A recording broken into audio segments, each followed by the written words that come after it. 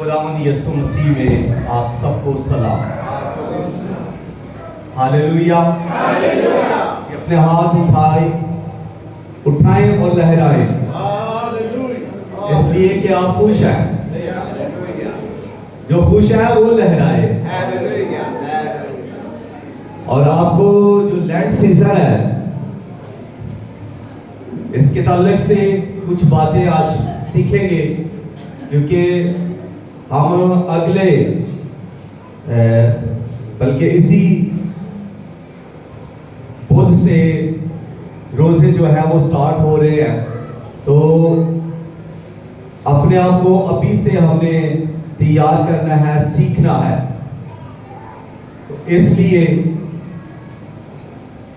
आपकी थोड़ी सी तवज्जो चाहूंगा कि आज के कलाम के वसीला से आप लैंड सीजन की तैयारी कर सके। लैंड सीजन है क्या, इसको जानना है। कई लोग इस सीजन को बहुत संजीदा लेते हैं और कुछ तो सरों में खाक भी डालते हैं, लेकिन हमने इसके असल मकसद को जानना है। खाक डालने से कुछ नहीं होता, हमने वो काम करना है जिससे कुछ हो, हमारी जिंदगी के अंदर कुछ तब्दीली आए, हम खुदा की तरफ वापस जाएं। तो आए खुदा के कलाम को मेरे साथ खोले, मुकद्दस मरकज की अंजील और उसका पहला बाब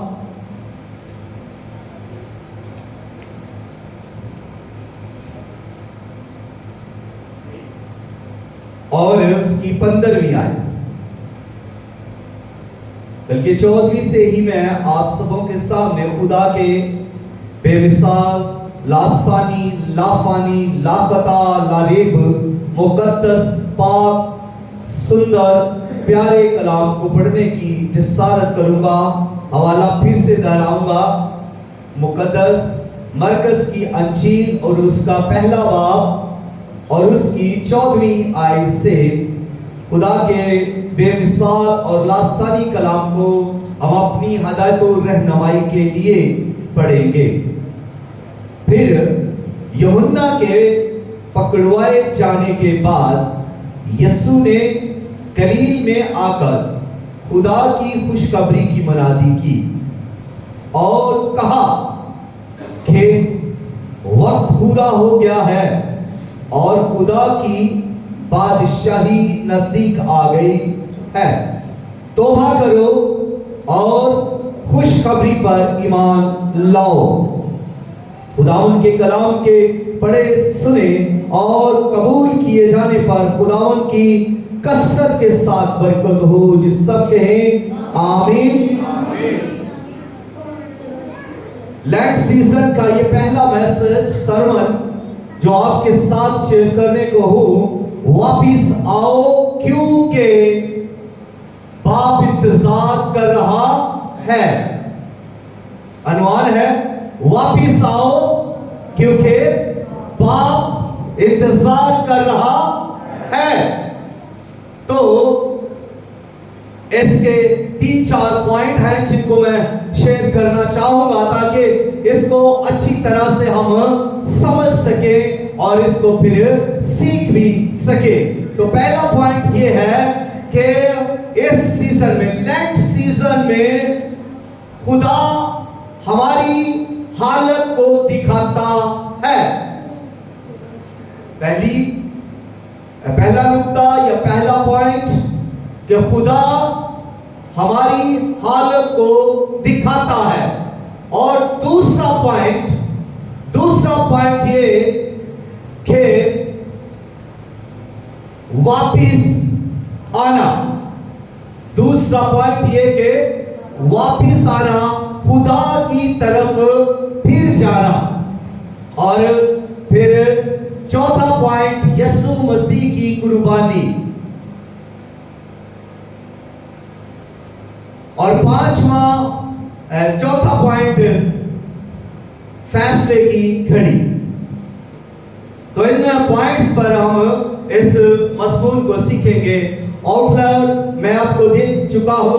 तो पहली बात है जो लेंट सीजन है, लेंट का मतलब है मातम करना, वावेला करना, रोना, पछताना। तो ये इसके लफ्जी मानी है। लेकिन जब हम मसीहियत के अंदर हैं और मसीहियत के अंदर इस लफ्ज को लेते हैं लेंट सीजन को, लेंट सीजन मुकद्दस वक्त है। लेंट सीजन एक सचीता वक्त है। लेंट सीजन एक ऐसा वक्त है जिसमें हम सचीता हो, अफसुर्दा हालत में ही ना रहे, बल्कि हम जांचें, सोचें अपने आप को, अपनी हालत को जांचें, खुशी ना मनाए बल्कि सोचें, अपनी हालत पर, अपने दिल पर निगाह करें। और कई बार लोग हाथ सरों में डालते हैं। सिर्फ लोग सरों में जब खाक डालते हैं तो सिर्फ हाथ ही ना डालें, जानना जरूरी है कि हमारे अंदर क्या है, हमारे दिल में क्या है। हमें झांकना है अपने अंदर। और ये लेंट सीजन है कि वापिस खुदा की तरफ आना। अगर एक सवाल किया जाए कि हम खुदा के कितने करीब हैं, मैं अगर इसको यूं कहूं, सवाल यहां से करूं कि आप खुदा के कितने करीब हैं, तो आपका क्या जवाब हो सकता है? कि आप खुदा के कितने करीब है। तो इस सवाल को समझकर जरूरी है कि हम अपने ऊपर निगाह करें, हम अपने अंदर झांकें और हम ये मालूम करें अपने अंदर कि हम खुदा के कितने करीब हैं, हम खुदा के साथ कितने चल रहे हैं। क्या हम वाकई खुदा के साथ चल रहे हैं? क्या हमारी खुदा के साथ हकीकी रुफाकत है या सिर्फ हम नाम के ही मसीही हैं? और नाम के मसीही अक्सर लड़ते रहते हैं। जी, मुझे मसीही कहा जाए, वो इस बात पर लड़ाई झगड़ों पर उतर आते हैं। वो मनवाना चाहते हैं कि मैं मसीही हूं, मुझे मसीही कहा जाए। हालांकि अगर देखा जाए तो शायद उनके अंदर मसीह जैसी कोई क्वालिटी ना हो, मसीह जैसा कोई जज्बा उनके अंदर ना हो। जैसे मसीह का ईमान, जैसे मसीह की दुआ, जैसे मसीह की परवाहबरदारी, जैसे मसीह का ताल्लुक अपने बाप के साथ, उसका जाती रिलेशन। तो अगर मसीही, लड़ने वाला मसीही जो ये कहे कि मुझे मसीही कहा जाए, जी हमें क्रिश्चियन नहीं कहा, हमें ईसाई नहीं कहा जाए, बल्कि हमें मसीह कहा जाए, तो ऐसे शख्स के लिए ये भी जरूरी है कि वो आउटवर्डली तो वो इस बात को जान रहा है, लेकिन इसको इनवर्डली भी जानना है कि मैं मसीही हूं, मैं मसीही हूं, मेरा करैक्टर मसीही है, मेरी सोच मसीही है, मेरा चाल चलन मसीही है, मेरी गुफ्तगू मसीही है, मेरी वर्शिप मसीही है, मेरा रिलेशन मसीह के साथ है। और जिस तरह मसीह चलता था वैसे मैं चलता हूं, जिस तरह मसीह बात करता था मैं बात करता हूं, जिस तरह मसीह दुआ करता था मैं दुआ करता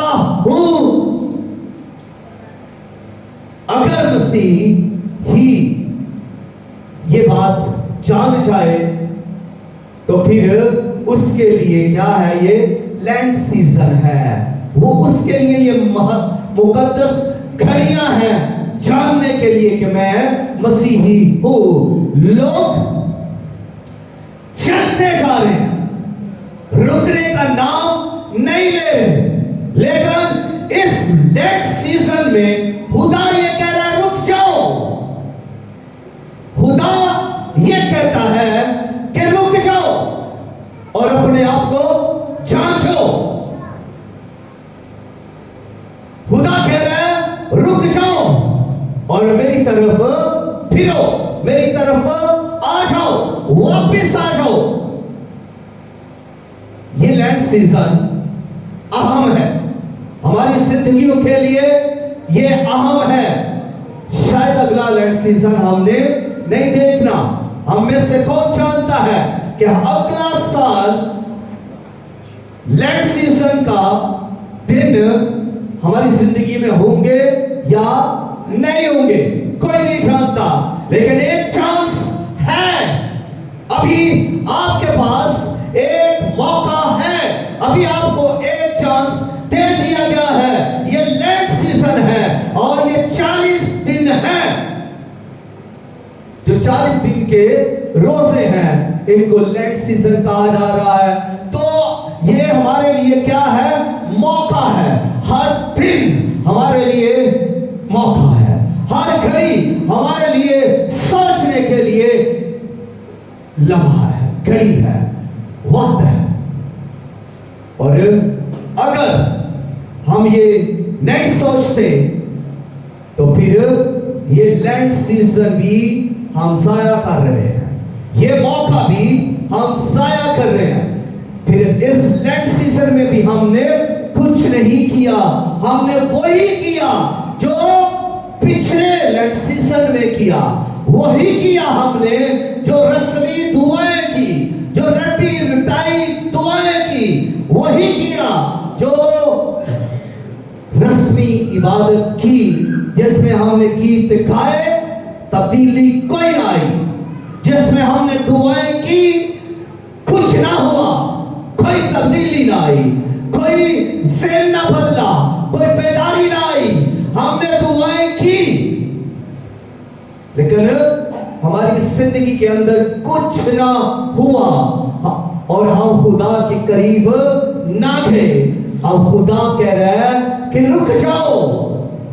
और जब किसी से ये कहा जा रहा है कि रुक जाओ तो मतलब कि तुम जो करो, ठहरो, जो तुम कर रहे हो उसे छोड़ो, अलग हो जाओ, अपने आप को जांचो, तवज्जो दो।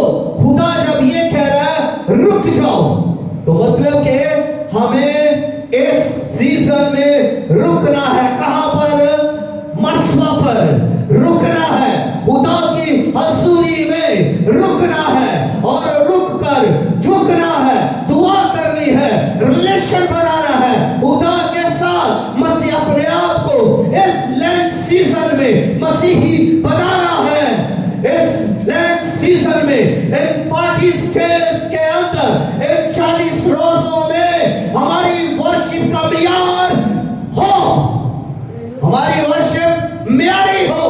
इन 40 डेज के अंदर हमें अपने आप को जांचना है, हमारी दुआ के अंदर तब्दीली आए, हमारी दुआ के अंदर मसा आए, हमारी दुआ के अंदर खुदा का रूह चुपश करे, हमारी दुआ के अंदर तब्दीली आए। वही अल्फाज नहीं जो कई सालों से हम वही अल्फाज रटे रटाए, एक जुमले के बाद दूसरा जुमला, दूसरे जुमले के बाद तीसरा जुमला, और वही हो रहा है। ये नहीं है, ये लेंट सीजन नहीं है। अगर आपने लेंट सीजन इस तरह का रस्मी मनाना है तो फिर सबसे बड़ी बात जो मैं करने या लगा हूं, मैं मेरे खिलाफ आप कुछ भी कह ले और वो मैं बात अब करने लगा हूं कि लेंट सीजन ना बनाए, कोई बंदा रोजा ना रखे, कोई बंदा भी दुआ ना करे। अगर रिलेशन खुदा के साथ नहीं बनाना तो कोई दुआ की जरूरत नहीं है, ये दिखावा है। और अगर खुदा के साथ नहीं आप चल रहे तो रोजा रखने का क्या फायदा है? क्या फायदा है खाक लगाने का? लोग माथों पर खाक लगाते हैं, राख लगाते हैं और फिर खुदा के साथ भी नहीं चल रहे। खुदा के साथ चलना है। अगर आप रस्में ही पूरी कर रहे हैं लेकिन अगर खुदा के साथ नहीं आप चल रहे तो फिर क्या कर रहे हैं आप? लम्हाए फिक्रिया है, हमें सोचने की जरूरत है। फिर हम कर क्या रहे हैं? हम तो रस्में अदा कर रहे हैं।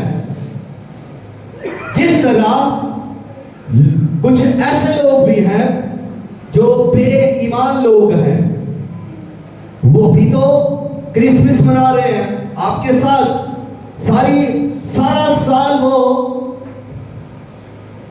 दुनियावी कामों में रहेंगे, क्रिसमस मनाएंगे, ईस्टर मनाएंगे। तो ये क्या है? रस्मी। उनका ईमान क्या है? उनकी दुआ का लेवल क्या है? उनकी प्रस्तश का लेवल क्या है? कितना वो खुदा के साथ चल रहे हैं, कितना वो टाइम दे रहे हैं। तो ऐसे लोग क्या ईमानदार हैं? दुनियावी काम करने में उनको ज्यादा मजा आता है, दुनिया में रहना वो ज्यादा पसंद करते हैं। तो फिर इसी वजह से खुदा ये कह रहा है कि रुक जाओ और अपने आप को जानो अपने आप को कि हम किस जगह पर हैं।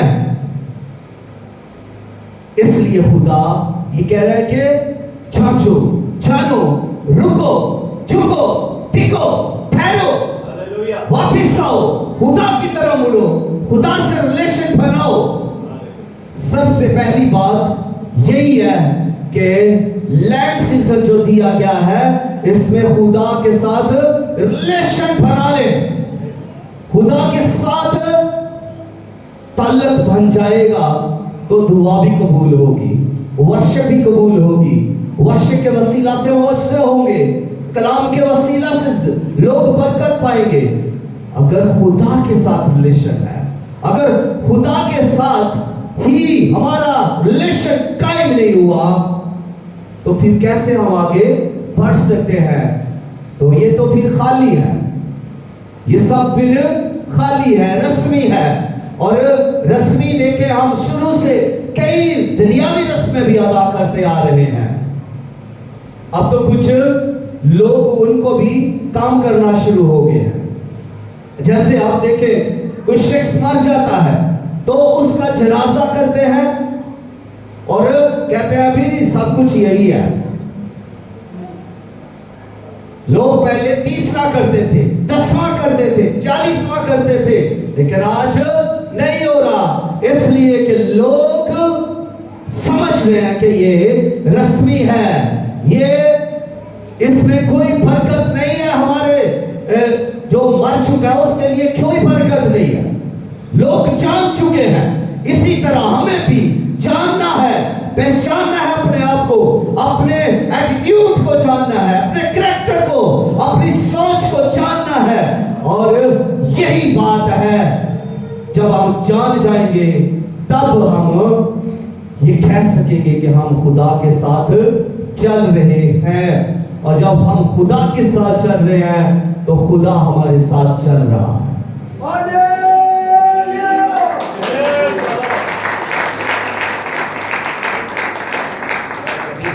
जोर से तालियां बजाएगा।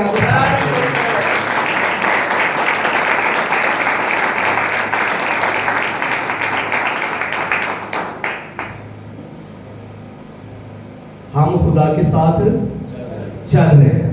अगर हम खुदा के साथ चल रहे हैं, खुदा हमारे साथ चल रहा है।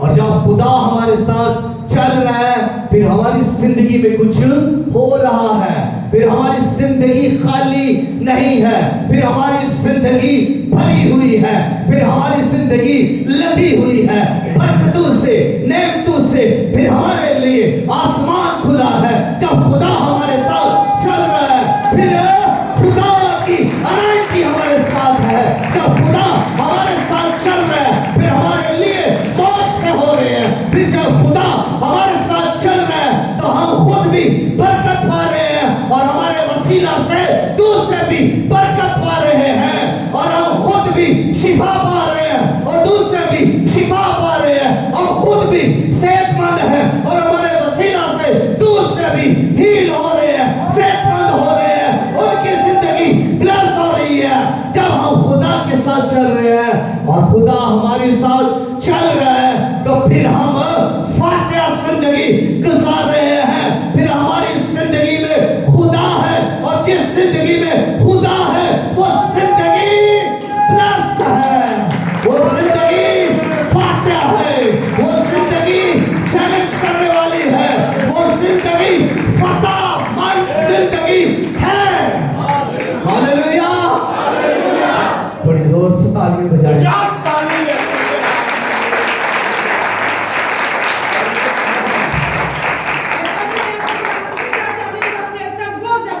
हालेलुया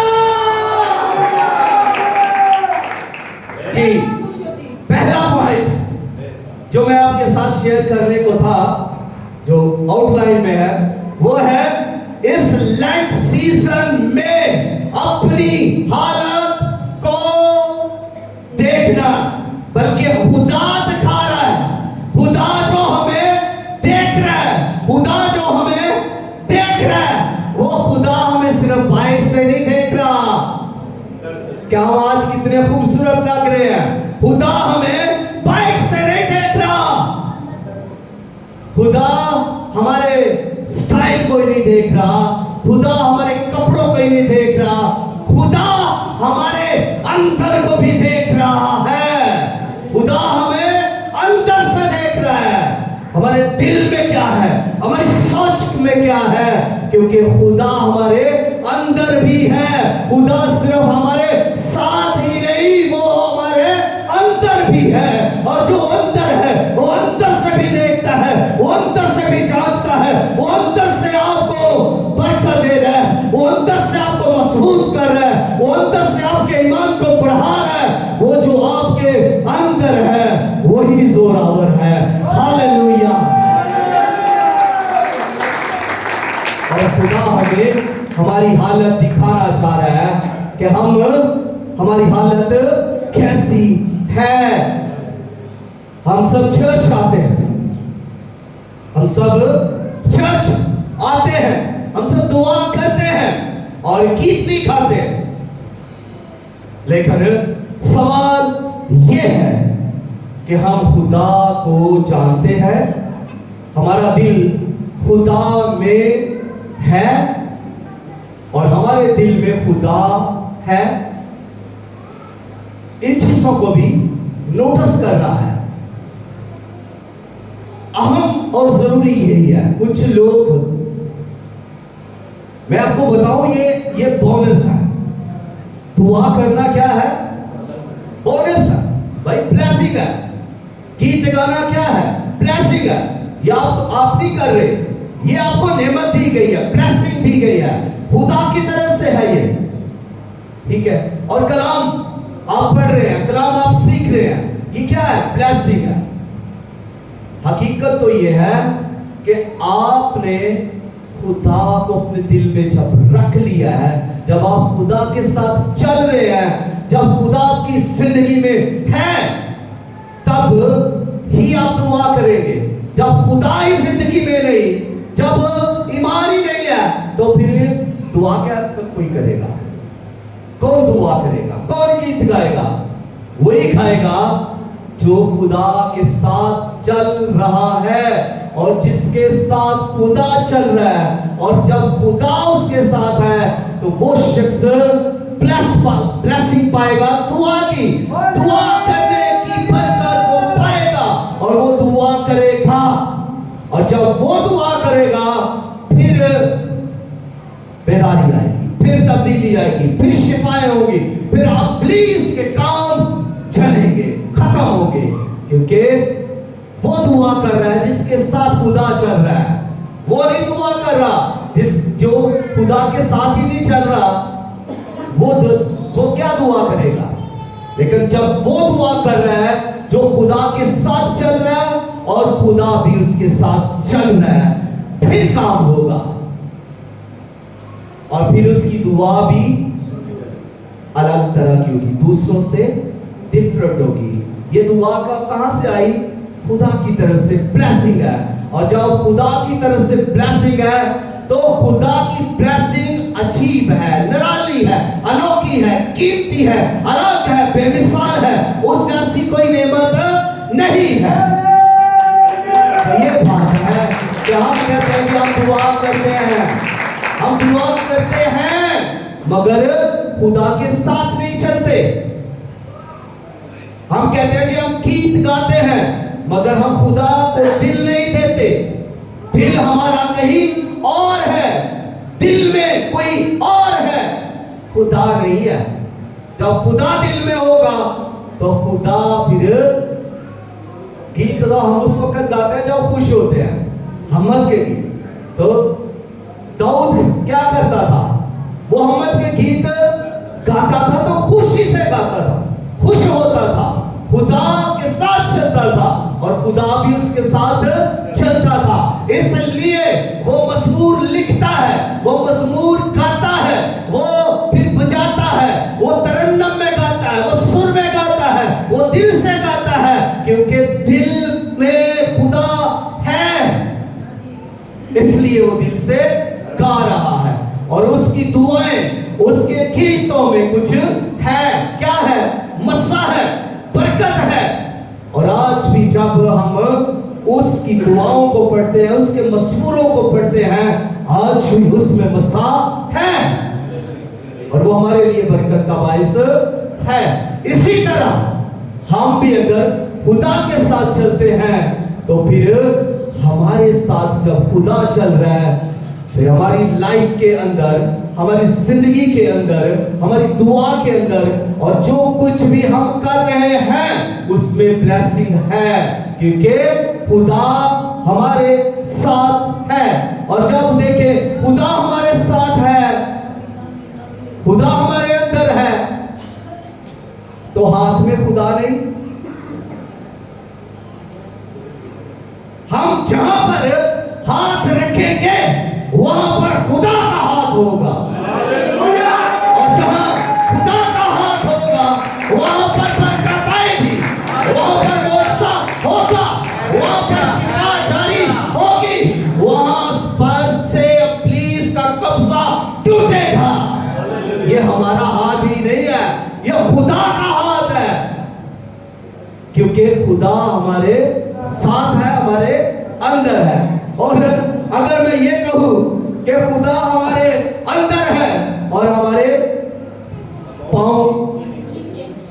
पाँव में खुदा नहीं, ये हमारे पाँव जो है इसमें खुदा नहीं, खुदा इसमें भी है, ये भी हमारी बॉडी का हिस्सा है। और जहां पर हमारा पाँव टिकेगा वहां पर खुदा का पाँव भी टिकेगा, वहां पर खुदा का मसा उतरेगा।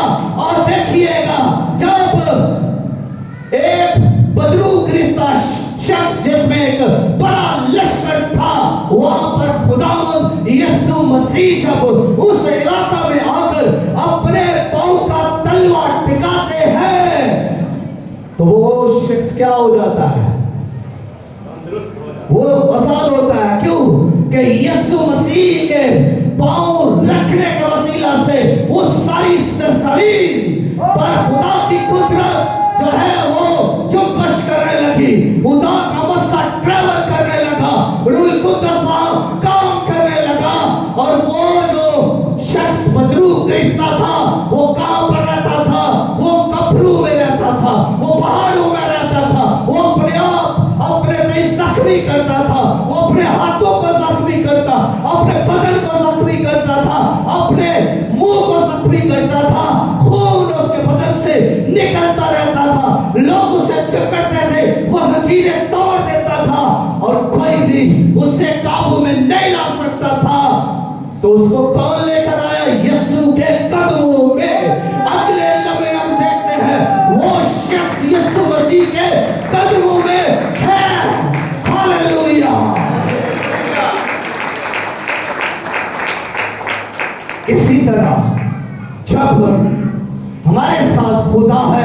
और मुझे याद है जब मैं नारोवाल में खिदमत के लिए जाया करता था, तब की ये बात है।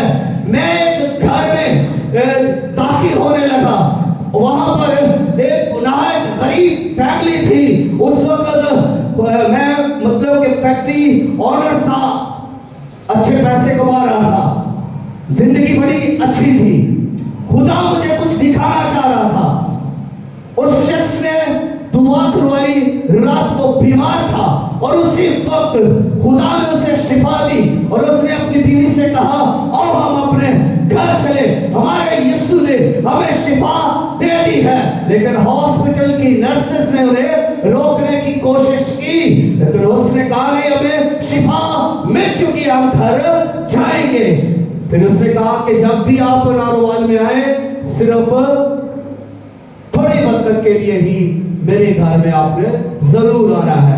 इबादत के बाद हम तकरीबन 12 बज गए और जब हम वहां पर गए तो मुझे अच्छी तरह से याद है कि मैंने बाइक उसके बाएं वाले दरवाजे में अभी खड़ी की है और अपना ये पाँव नीचे रखा ही है उसके दरवाजे में। तो सारी बदरूहें जितनी भी उसके घर के अंदर थी, वो सारी की सारी बाहर को दौड़ आई और इस तरह से आवाज आई जैसे पंखा चल रहा है, जैसे घरों में वो प्रोटेस्टेंट फैन होता है, लगता है हवा बड़ी तेजी से आती है और वो इस तरह से मेरे आगे से आवाजें देते हुए जोर से भाग रही है और मैंने अपना पाँव वहां से उठाकर पीछे किया। वो सब बाहर जब निकल गई, मैं फिर बाइक से उतरा और उसके घर में गया। एक बदरू भी उसके घर में नहीं थी, क्योंकि खुदा साथ चल रहा था। खुदा जब साथ चल रहा है तो खुदा की अनाइटिंग काम कर रही है, खुदा की कुदरत काम कर रही है, खुदा का रूह काम कर रहा है। तो आज अगर हम खुदा के साथ चल रहे हैं तो अपनी जिंदगी में इस बात को अहमियत दे कि खुदा आपकी जिंदगी में काम कर रहा है। यीशु मसीह फरमाते हैं, ये लोग, नेक्स्ट सीजन की बात करने लगा हूं, ये लोग बेफायदा मेरी तमजीद करते हैं क्योंकि इनके दिल मुझसे दूर है, इनके दिल मुझसे दूर है। ये हमद करते हैं, गीत गाते हैं, गाते बुझाते हैं, बेफायदा ये सब कुछ कर रहे हैं क्योंकि ये मेरे साथ नहीं है। इनका दिल मुझसे नहीं लगा हुआ, इनके दिल में मैं नहीं हूं, इनके दिल में दुनिया की ख्वाहिशें हैं, इनके दिल में दुनिया की मोहब्बत है, इनके दिल में दुनिया का पैसा, शोहरत, इज्जत है, इनके दिल में मान सम्मान दुनिया के लिए है, खुदा के लिए, यीशु के लिए नहीं है। तो ये जब सब ये प्रस्तश कर रहे हैं तो यीशु कह रहे हैं बेफायदा ये कर रहे हैं, कोई फायदा नहीं इनको होगा। भाई कर ले लंबी लंबी दुआएं, कोई फायदा नहीं। कर ले बड़ी लंबी चौड़ी प्रस्तश 2-2 4-4 घंटे, कोई फायदा नहीं। जब तक दिल ने खुदा को दिया, जब तक खुदा के साथ नहीं चल रहे, कोई फायदा नहीं होने लगा।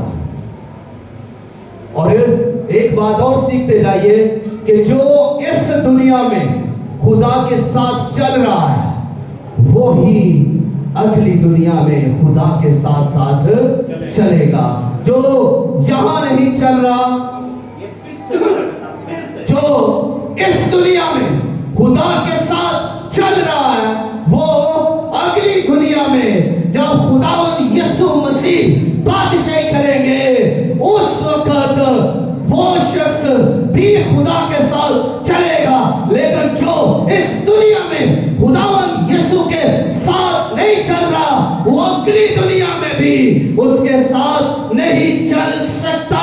चाहे इस दुनिया में उसके पास गाड़ी हो, उसके पास बैंक बैलेंस हो, उसके पास बड़ा घर हो, इस दुनिया में उसका बड़ा नाम हो, मान सम्मान हो, इज्जत शोहरत हो, बड़े अच्छे कपड़े पहनता हो, बड़े दोस्त यार संगी हो, वो कभी भी अगले दुनिया में खुदा के साथ नहीं चल सकता, नहीं चल सकता। जो इस दुनिया में खुदा के साथ चल रहा है वो ही सिर्फ खुदा के साथ चलेगा। और खुदा बुला रहा है, खुदा क्या कह रहा है? वापिस आओ। खुदा बुला रहा है। आज हमें वापिस आने की जरूरत है, और वापिस इस तरह से आने की जरूरत है जिस तरह मुसरफ बेटा वापिस आया। वो गैर मुल्क छोड़कर वापिस आया, वो सब कुछ छोड़कर। जब उसकी हालत बिल्कुल आखिरी स्टेज पर थी, भूखा मर रहा था, जब उसके पास कुछ नहीं था, वो सब कुछ छोड़कर बाप के पास आया है। तो इसी तरह हमें भी बाप के पास आने की जरूरत है। आज उठें उस मुशरफ बेटे की तरह और खुदा की तरफ रजू लाएं, तवज्जो करें। आप कहां पर किस दोस्त के साथ जिंदगी गुजार रहे हैं? आज आपका कौन दोस्त है? आज आप किससे प्यार कर रहे हैं? आज आप कहां पर बैठे हुए हैं? वहां कोई भी दौलत आपकी दोस्त नहीं है। आपका बड़ा खूबसूरत दोस्त है, वो आपका दोस्त नहीं है। आप जिससे प्यार कर रहे हैं वो आपका प्यार नहीं है। आपका प्यार यीशु है, आपका दोस्त यीशु है। दौलत से लगाव छोड़ो और यीशु मसीह से लगाव करो। सब धोखा है, सब धोखा है, लेकिन यीशु हकीकत है, यीशु सच है, हकीकत यीशु है। और यीशु से दिल लगाओ, यीशु से प्यार करो, यीशु से मोहब्बत करो, यीशु को दोस्त बनाओ, यीशु मसीह के साथ बैठो। आप किसके साथ बैठे हैं? कहां पर खोए हुए हैं? यीशु में अगर लोग समझते हैं ईश्वर की जिंदगी, तो वो यीशु के साथ है, यीशु के साथ खुशी है, यीशु के साथ रहकर आपकी जरूरतें पूरी होगी, यीशु के साथ रहकर आपके अरमान, दिल की ख्वाहिशें, आपके अच्छे कपड़े, आपके अच्छे खाने, ये सब यीशु के साथ रहने से पूरे होंगे, किसी और के साथ नहीं। कोई क्या देगा? और ये अगली बात, यीशु मसीह की कुर्बानी, लैंड सीजन, जिसमें हम कई बार रोते हैं, हाय यीशु को कोड़े मारे गए, यीशु को सलीब दिया गया, यीशु सलीब के ऊपर खड़े हैं। ये सब देख देख कर, सोच सोच कर कई बार हम रोते हैं, परेशान होते हैं, लेकिन परेशान होने वाली बात नहीं है और ना खुशी मनाने वाली बात है। बात यह है कि अपने आप को, अपनी सोच को जांचना है और अपने अंदर देखना है कि हम किस हालत में हैं। अपनी हालत को जानना है, पहचानना है अपने आप को। ये है लेंट सीजन।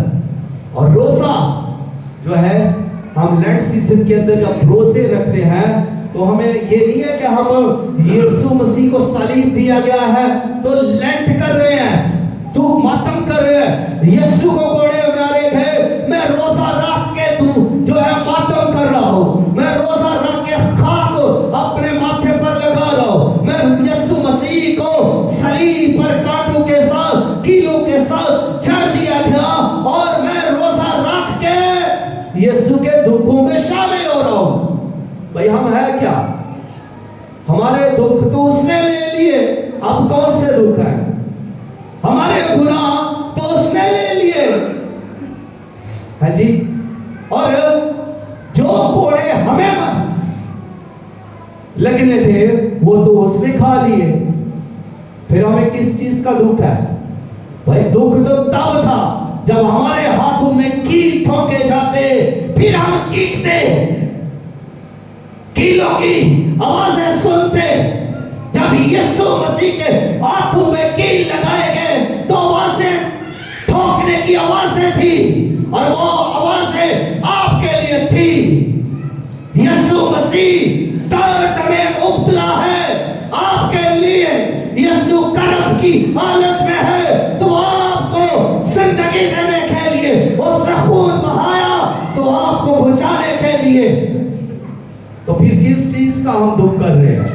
भाई हमें तो मुफ्त में सब मिल गया है, हमें तो यीशु का थैंक्स करना है, हमें तो यीशु की तमजीद करनी है, हमें तो ये जिंदगी जो उसने हम अपने खून से खरीद कर हमें दे दी है, जिसमें हम जी रहे हैं, जिसमें हम खुदा की ब्लेसिंग ले रहे हैं, और ये जिंदगी तो हमने यीशु के कदमों में रखनी है। ये उसने हमें खरीद कर दी है, ये उसने दी है हमें जिंदगी, और हम इस जिंदगी में उसके साथ ये जिंदगी गुजारे, इसमें यीशु को रखें और बार बार कहें कि यीशु ये तेरी दी हुई जिंदगी है। तूने जब कील तेरे हाथों पर ठोकेंगे तो उन कीलों के ठोकने की आवाजें यही थी कि यीशु हमसे मोहब्बत करता है, यीशु ने हमारा फिदिया दे दिया है। और जब उसे सलीब के ऊपर चढ़ा दिया गया है और खून बह रहा है, तो वो हमारी जिंदगी को उसने बचाने के लिए वो सब कुछ कर किया है। और आपको बताऊं कि यीशु मसीह जब उसके हाथों पर कील लगे हैं, सर पर कांटों का ताज रखा हुआ है और उसके बदन पर कोड़े मारे थे और खून निकल रहा है, तो हम कहां थे? हम उसके दिल में थे। हम उस वक्त भी यीशु के दिल में थे। यीशु हमें प्यार करता था। यीशु उस वक्त भी हमें महफूज किए हुए था। उस वक्त भी यीशु मसीह हमारा फिदिया दे रहा था और हमें बचा रहा था। लेकिन लोग कह रहे थे कि इसे सलीब से नीचे उतारो, ये नीचे उतर रहा। यीशु उतर सकता था, लेकिन वो हमारी खातिर नहीं उतरा। यीशु मसीह अपने आप को बचा सकता था, लेकिन वो उसने अब हमें बचाया, अपने आप को नहीं बचाया। यीशु मसीह फरिश्तों को बुला सकता था, लेकिन उसने नहीं बुलाया। उसने हमें बुलाया, हमें पुकारा कि हम निजात पाए और फतह की जिंदगी गुजारे। लेट सीजन को जानना है तो अपने आप को जानो, पहचानो कि हम यीशु के कितने करीब हैं। और आपके सामने अगर यीशु मसीह को कोड़े मारे जा रहे हो, आप सामने खड़े हैं, आपके सामने यीशु के हाथों पर कील लगाए गए, पांव पर कील ठोके जा रहे हैं, और यीशु आपसे पूछे कि तूने मेरे लिए क्या किया है, तो फिर आपका जवाब क्या होगा? उस वक्त आप यीशु को क्या जवाब देंगे जब यीशु आपसे सवाल करेगा, मैंने तेरे लिए हाथों पर कील ठुकवाए, तूने मेरे लिए क्या किया? मैंने तेरे लिए सर पर कांटों का ताज पहनाया, तूने मेरे लिए क्या किया? मैंने तेरे लिए सलीब उठाई और आज तेरे सामने सलीब के ऊपर चढ़ा हुआ हूं, तूने मेरे लिए क्या किया? तो फिर हमारा क्या जवाब हो सकता है और क्या हम जवाब देंगे? सोचने के लम्हात हैं। आए इसी बात को सोचते हुए खड़े हो और खुदा की हज़ूरी में अपने आप को पेश करें, या खामोश रहें या यीशु के सामने अपने आप